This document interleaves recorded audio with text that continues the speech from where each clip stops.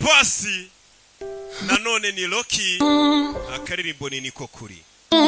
gasozera twirebera Made in Manhattan filime y'umwaka filime y'ubwenge kuri babantu barizwa n'ubusa kumanywana nijoro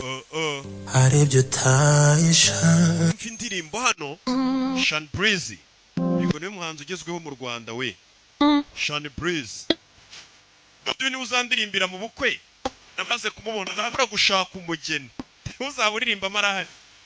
uzakora decoration ni claire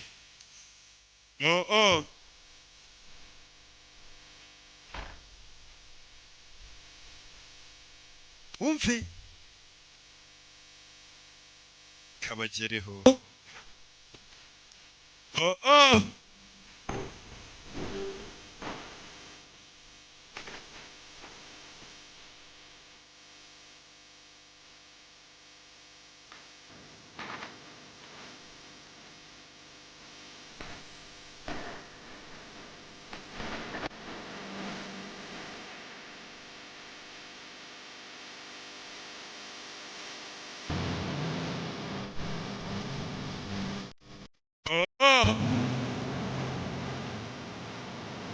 bimeze bite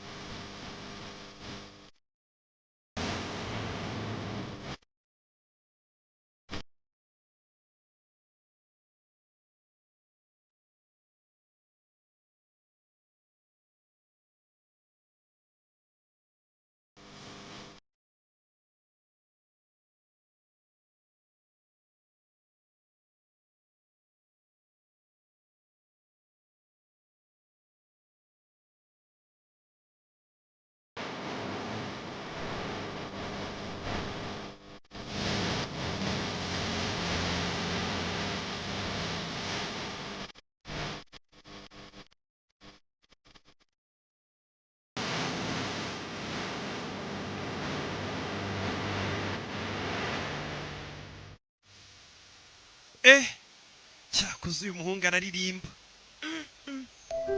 bantu banje nanone muntu utuye mu nzu ukaba nta bikoresho byo mu nzu by'abasirimu birimo biguhenda genda ubifatira ubuntu ujye ubyishyura mu mezi 5 nta bikoresho bigezweho by'abasirimu utunze cyangwa utunze ibikoresho bya make kubera ko bihenze guhita wishyurira rimwe igisubizo ni Dubai Market aho uza tukaguha ibikoresho byo mu rugo ushaka byose: televiziyo, firigo, cuisinière, radio, microwave, imashini zimesa, amagare n'ibindi byinshi, ukajya wishyura mu byiciro mu gihe cy'amezi 5 hafi igice cy'umwaka. Dukorera mu mujyi mu nyubako ya KCT ku ruhande rwinjira muri parking. Ku bindi bisobanuro hamagara cyangwa twandikire kuri nimero iri kuri screen yawe.